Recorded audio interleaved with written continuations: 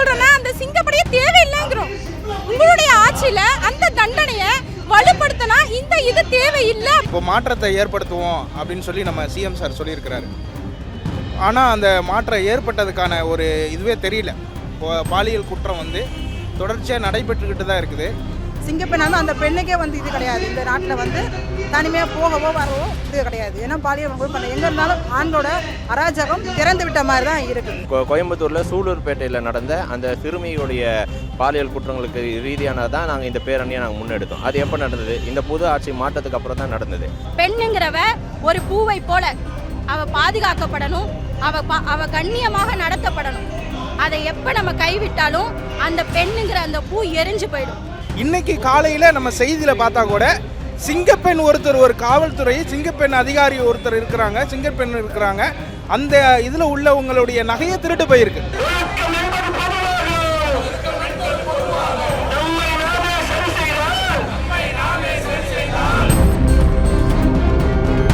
இந்த பேரணியுடைய நோக்கம் வந்து செக்ஷுவல் ஹராஸ்மெண்ட்டுக்கு ரிலேட்டடாக இருக்கக்கூடிய குற்றங்களுக்கான பனிஷ்மெண்ட்ஸு. செக்ஷுவல் ஹராஸ்மெண்ட் வந்து நார்மலைஸ் வருது. இந்த சமூகத்தில் எப்படி ஒவ்வொரு விஷயமும் நம்ம எதெல்லாம் பயந்தோமோ அதெல்லாம் நார்மலைஸ் ஆகிட்டு வருது. ஒரு 10 வருஷத்துக்கு முன்னாடி சிகரெட் குடித்தா பெரிய விஷயம், இப்போ அது நார்மலைஸ் ஆகிடுச்சு. அப்படி எல்ஜிபிடி நார்மலைஸ் ஆகிடுச்சு, கஞ்சா நார்மலைஸ், இப்படி அந்த மாதிரி செக்ஷுவல் ரிலேட்டடான குற்றங்களும் நார்மலைஸ் ஆகிடுச்சு. அதுக்கு போதிய தண்டனைகள் கொடுக்காததும் நார்மலைஸ் ஆகிடுச்சு. அதுக்கு காரணம் கடுமையான தண்டனைகள் இருந்தால் மட்டும்தான் இந்த குற்றங்கள் குறையும் என்கிற நோக்கத்தை அடிப்படையாக கொண்டு கடுமையான தண்டனைகள் இந்த மாதிரியான குற்றங்களுக்கு வழங்க வேண்டும் என்ற நோக்கத்தில் தான் இந்த பேரை நாங்கள் நடத்தியிருக்கோம். சென்னையில் மட்டும் இல்லாமல் தமிழகம் முழுவதும் 55 இடங்களுக்கும் மேலே இந்த பேரணியை நாங்கள் ஒவ்வொரு கிராமத்திலும் ஒவ்வொரு மாவட்ட ரீதியாக தமிழ்நாடு தவ்ஹீத் ஜமாத் சார்பாக நாங்கள் நடத்தியிருக்கோம்.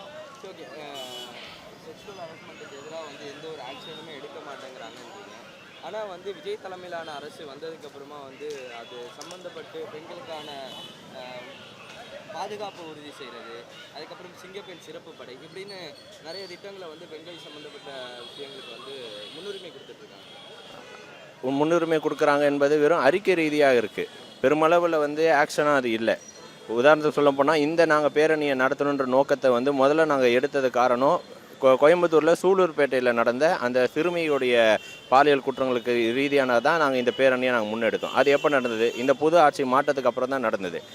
மே 21 அந்த குற்றம் நடந்தது. 10 நாட்களில் வந்து அந்த சிறுமி வந்து ட்ரீட்மெண்ட்டில் இருந்து கடைசியாக அதுக்கு 10 நாளுக்கு அப்புறம் அந்த சிறுமி இறந்தும் போயிட்டாங்க. பேருக்கு 2 பேர் அரெஸ்ட் பண்ணியிருக்காங்க. காலதாமங்கள் வரும் போல் ஆயிட்டுருக்கு. இப்படி எத்தனையோ சம்பவங்களை நாம் கடந்த காலங்களில் பார்த்து வந்திருக்கோம். அப்படி ஒரு நிகழ்வு இதுலேயும் நிகழ்ந்துடக்கூடாது. அப்படின்னும் போது அப்போ புது ஆட்சி மாற்றணும்னா 1 மாதம் மேலே ஆகிப்போச்சு. அப்போ உடனடியான நடவடிக்கைகள் எடுத்துருக்கணும், கடுமையாக்கி இருக்கணும். சிங்கப்பெண் திட்டன்ற மாதிரி வெறும் திட்டங்களாக அறிக்கைகளாக இருக்காமல் ஆக்ஷனாக இருக்கணும்னு தான் நாங்கள் எதிர்பார்க்குறோம். ஓகே, இன்னொரு கேள்வி. ஸ்டாலின் சொல்கிறாரு விஜய் வந்து பாஜகவுடைய ஒரு ஜெராக்ஸ் அப்படிங்கிறாரு, இதை எப்படி பார்க்குறீங்க? இது அவருடைய கருத்து. இந்த கருத்துக்கு வந்து அது பொய்யின்னும் போது அது இல்லைன்னு நிரூபிக்க வேண்டிய கடமையும் முதலமைச்சருக்கு இருக்குது. அதை அவர் வந்து கடந்து செல்லவும் முடியாது. இப்போ ஸ்டாலின் வந்து வெறும் வெகுஜன மக்கள் பாமரர் கிடையாது. அவர் ஒரு முன்னாள் முதலமைச்சர். அப்படி ஒரு முன்னாள் முதலமைச்சர் இப்படி ஒரு கருத்தை இப்போ இருக்க முதலமைச்சருமே சொன்னாக்கா அது பொய்யின்னாக்கா அந்த பொய்யை வந்து நிரூபிக்க வேணும். அவர் வந்து வெறுமனே அந்த விமர்சனம் மக்களுடைய விமர்சனமாக கடந்து விடக்கூடாது. அது வந்து நிச்சயமாக அது பொய்யின்னும் போது அதை நிரூபித்து தான் ஆகணும். இல்லை, நீங்கள் இதை எப்படி பார்க்குறீங்கன்னு விஜய் வந்து பாஜகவுடைய ஒரு ஜெராக்ஸாக தான் வந்து செயல்பட்டு இருக்காரா? இல்லை நீங்கள் சில செயல்களை பார்த்தா அந்த சந்தேகங்கள் ஏற்பட தான் செய்யுது. இப்போ இந்த கூட்டணி ஆட்சிகள் அமைஞ்சிருக்கும் போது நாம் அந்த குற்றத்தை வந்து என்ன செய்ய, அந்த விமர்சனத்தை வெறும் வெளிப்படையாக வச்சிட முடியாது. பாஜகவோட பிஜேபின்னு சொல்லிட்டு ஆனால் கேட்டாக்கா அவங்க வந்து இப்போ காங்கிரஸோட கூட்டணியில் இருக்கிறாங்கன்னும் போது நாம் என்ன செய்ய இயலாது, இந்த விமர்சனத்தை வைக்க இயலாது. அப்படியான கருத்து இருக்கிறது உண்மைதான். மக்கள் பல பேருக்கு இந்த விமர்சனம் இருக்குது. அந்த விமர்சனத்தை பொய்யாக்க வேண்டிய நடவடிக்கையை நிச்சயமாக முதலமைச்சர் எடுக்கணும். அது பொய்யை நிரூபிக்கணுன்ற எண்ணம் இருந்தால் இப்போ மாற்றத்தை ஏற்படுத்துவோம் அப்படின்னு சொல்லி நம்ம சிஎம் சார் சொல்லியிருக்கிறாரு. ஆனால் அந்த மாற்றம் ஏற்பட்டதுக்கான ஒரு இதுவே தெரியல. பாலியல் குற்றம் வந்து தொடர்ச்சியாக நடைபெற்றுக்கிட்டு தான் இருக்குது. அந்த பாலியல் குற்றம் நடைபெறதுக்காக எல்லா ஆட்சிலையும் பாலியல் குற்றங்கள் நடக்க தான் செஞ்சது. இப்போ நான் மாற்றத்தை கொண்டு வருவேன்னு சொல்லிட்டு எந்த ஒரு நடவடிக்கையும் அவங்க மேலே உறுதியான ஒரு நடவடிக்கை இல்லை. எவ்வளவு பாலியல் குற்றங்கள் நடந்தாலும் அதை கண்டு காணாமல் எப்படி இதுக்கு முன்னாடி இருந்த ஆட்சி காலத்தில் போயிட்டு இருந்ததோ அது போல தான் இப்படியும் போய்கிட்டு இருக்கு. அதை கண்டித்து அவங்களிடத்துல இந்த செய்தியை கொண்டு போய் சேர்க்கணும் அப்படிங்கிற ஒரு நோக்கத்தில் தான் இந்த பேரணி வந்து ஏற்பாடு செஞ்சுருக்கோம். இப்போது பாலியல் குற்றங்களை தடுக்கிறோம், சிங்கப்பெண் சிட்டம் கொண்டு வந்திருக்கிறோம் அப்படின்னு சொல்கிறாங்க. இன்றைக்கி காலையில் நம்ம செய்தியில் பார்த்தா கூட சிங்கப்பெண் ஒருத்தர், ஒரு காவல்துறை சிங்கப்பெண் அதிகாரி ஒருத்தர் இருக்கிறாங்க, சிங்கப்பெண் இருக்கிறாங்க, அந்த இதில் உள்ளவங்களுடைய நகையை திருட்டு போயிருக்கு. அப்போ என்ன, நீங்கள் சிங்கப்பெண் கொண்டு வந்தாலும் சரி, என்ன மாற்றத்தை கொண்டு வந்தாலும் சரி, தண்டனைகள் கடுமையாகணும். அப்படி தண்டனைகள் கடுமையாகும் பட்சத்தில் தான் என்ன செய்வாங்க, என்ன திட்டம் நீங்கள் கொண்டு வந்தாலும் தண்டனை கடுமையானால் தான் இந்த குற்றங்கள் குறையிறதுக்கான ஒரு இது இருக்குது. நீங்கள் சிங்கப்பெண் கொண்டு வரோம் அப்படின்னு சொல்லிட்டு கொண்டு வந்தாலும் அது மாற்றம் ஏற்பட போகிறது கிடையாது. தண்டனைகள் அதிகமாகணும். தண்டனைகள் குற்றங்கள் குறையணும்னா தண்டனைகள் வந்து கடுமையாகணும். அப்போ தான் அந்த குற்றங்கள் குறையும். அவங்களுடைய அந்த கொள்கை இருக்குல்ல, அந்த கொள்கை வந்து திமுகவை எதிர்க்கிறாங்க. திமுகவை எதிர்க்கிறதே முக்கிய நோக்கமாக வந்து செயல்படுறாங்க. திமுக தான் எல்லாத்துக்குமே காரணம் அப்படின்ற மாதிரி சொல்கிறாங்க. இதுதான் அவருடைய பேச்சாக இருக்கிறதுனால தான் முன்னாள் முதலமைச்சர் அவங்க சொல்கிறது வந்து அந்த காரணத்தை அடிப்படையாக கொண்டு தான் அவங்களுடைய பேச்சு இருக்கிறத பார்க்குறோம். எதிர்த்தா ஒட்டுமொத்தமாக எல்லாரையும் எதிர்க்கணும்ல. இப்போ எதிர்த்தாக்க திமுகவை பேசுகிற அளவுக்கு அதிமுகவையும் பேசணும், அதிமுகவை பேசுகிற அளவுக்கு பிஜேபியும் பேசணும். எல்லாரையும் சரிசமமான முறையில் எதிர்த்தா அந்த இது வந்து நியாயமான ஒரு எதிர்ப்பு தெரிவிக்கிறாருன்றது ஒத்துக்கலாம். ஆனால் ஒரு சாராரை மட்டும் நாங்கள் எதிர்ப்போம் அப்படின்றது வந்து திட்டமிட்ட ஒரு அரசியல் நோக்கம் தான். அவங்க பக்கம் பிஜேபி பக்கம் சாஞ்ச மாதிரி ஒரு அரசியல் நோக்கமாக தான் என்ன செய்யுதுன்னா மக்கள் பார்க்கக்கூடிய ஒரு நிலை இருக்குது. பெண்களுக்கும் சரி, குழந்தைகளுக்கும் சரி, அது 6 மாத குழந்தையாக இருக்கட்டும், இல்ல முதியவராக இருக்கட்டும், சாதாரண பெண்களாக இருக்கட்டும், யாருக்குமே பாதுகாப்பு கிடையாது. எதுக்கு பாதுகாப்பு கிடையாது அப்படின்னா கற்புக்கு பாதுகாப்பு கிடையாது. அப்ப இப்ப இருக்கக்கூடிய சட்டம் எப்படி இருக்குன்னா ரொம்ப பலகீனமா இருக்கு. நீங்க எங்க வேணா கற்பழிப்பு செஞ்சுக்கலாம், நாங்க வந்து கேட்போம் கேட்காம இருப்போம், அந்த அளவுக்கு தான் இருக்காங்களே தவிர அது சரியான முறையில அந்த சட்டத்தை அவங்க வலுப்படுத்தல. அந்த சட்டத்துல அவங்க வலுப்படுத்தினாங்க அப்படின்னா இந்த மாதிரி எந்த ஒரு அநியாயம் நடக்காது. பெண்களுக்கு பெண்கள் இரவானா கூட என்ன செய்யலாம், அவங்க தைரியமாக நடக்கலாம். அந்த ஒரு சூழல் இப்ப இருக்கக்கூடிய இந்த ஆட்சியில இல்ல. எல்லாம் சொல்றாங்க போன இருந்த ஆட்சியில வந்து இருந்துச்சு அப்படின்னு சொல்லி கேக்குறாங்க. கிடையாது, அப்பயாச்சும் ஒரு அளவுக்கு இருந்துச்சு. இப்ப எல்லாமே திறந்து விட்ட மாதிரி என்ன ஆயிடுச்சு அப்படின்னா எல்லாருமே எங்க வேணாலும் செய்யலாம், பாவம் செய்யலாம், தவறு செய்யலாம் அப்படின்ற ஒரு சூழலை இப்ப இருக்கக்கூடிய ஆட்சி என்ன செஞ்சுட்டாங்கன்னா கொண்டு வந்துட்டாங்கிறத நிதர்சனம். அதை நாங்க சொல்றோம். அதாவது நாங்க என்ன சொல்றோம்னா அந்த சிங்கப்படியே தேவையில்லைங்கிறோம். உங்களுடைய ஆட்சியில அந்த தண்டனையை வலுப்படுத்தினா இந்த இது தேவையில்லை அப்படின்னு சொல்லி எங்களுடைய இதை நாங்க முன்வைக்கிறோம். எதுக்கு சிங்கப்பெண், அது தேவையில்லையே எங்களுக்கு. நீங்க உங்களுடைய சட்டத்தை வலுப்படுத்தினா அது எங்களுக்கு தேவையில்லாத ஒண்ணுதான் நாங்க நினைக்கிறோம்.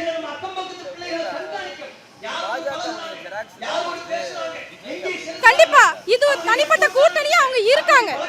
அவங்க அந்த ஒரு தொடர்புல மறைவா இருக்காங்க. இன்னும் வெளிப்படையா அவங்க வரல. அப்பனா அவங்க பாஜகத்தை பத்தி பேசணும் இல்லையா, பேசியிருக்கணும் இல்லையா, எதிர்த்து குரல் கொடுத்திருக்கணும் இல்லையா. அப்ப கொடுக்கல. அப்ப இதுல இருந்தே தெரியுது அவங்க மறைமுகமாக கூட்டணி வச்சிருக்காங்க அப்படின்னு சொல்லி.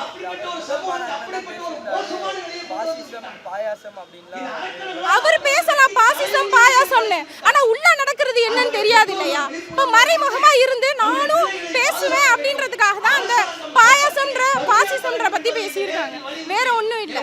ஆனா இருக்கதான் செய்து கண்டிப்பா அவங்க மறைவா இருக்கதான் செய்யறாங்க. அப்படி அவங்க சொல்றாங்க. ஆனா பெண்களுக்கான பாதுகாப்பு இல்லை. அப்படி இருந்தா எப்படி இப்படி ஒரு சிறு குழந்தைய வந்து பாலியல் வன்கொடுமை வந்து கொலை செய்யக்கூடிய அளவுக்கு வந்து கொண்டு வந்திருக்காங்கன்னா அப்ப எப்படி இது கரெக்டாக அவங்க பண்றாங்க. பெண்கள் வந்து சிங்கப்பெண்ணுன்னு சொல்றாங்க. எந்த பெண்களுக்கே சிங்கப்பெண்ணாலும் அந்த பெண்ணுக்கே வந்து இது கிடையாது. இந்த நாட்டில் வந்து தனிமையாக போகவோ வரவோ இது கிடையாது. ஏன்னா பாலியல் வன்கொடுமை பண்ண எங்கே இருந்தாலும் ஆண்களோட அராஜகம் திறந்து விட்ட மாதிரி தான் இருக்குது. அதுக்கான சட்டங்கள் வந்து கரெக்டாக கொண்டு வரணும். பெண்கள் பாலியல் உணர்வுனால எவ்வளவோ பெண்கள் வந்து பாதுகாப்பு இல்லாமல் போகிறாங்க. வேலைக்கு போகிற இடத்துல அவங்களுடைய ஒரு சூழ்நிலையை கருதி தான் வேலைக்கு போகிறாங்க. இருந்தாலும் போகிற இடத்துல அவங்க கற்பழிக்கப்பட்டு எவ்வளவோ பெரிய குற்றங்கள் நடக்குது. அதனால் அந்த குற்றத்தை வந்து ஓரளவுக்கு தமிழ்நாடு அரசுக்கு எடுத்து வைக்கணுன்றதுக்கான இந்த இது நடக்குது பேரணி.